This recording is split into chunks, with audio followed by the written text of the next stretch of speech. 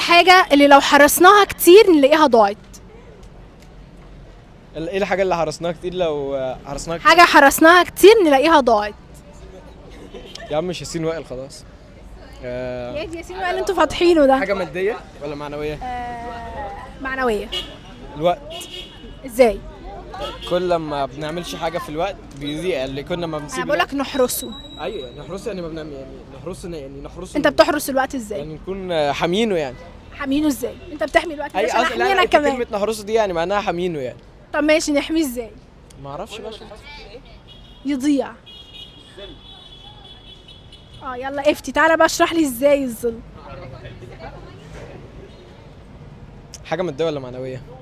معنوية. معنويه مش حاجه ماديه كده يعني. ماشي. ثواني، مادية قصدك ماني؟ لا ماديه يعني حاجه تتلمس ولا حاجه؟ لا ما بتتلمسش. حاجه معنوية. بحاجه بنشعر بيها يعني.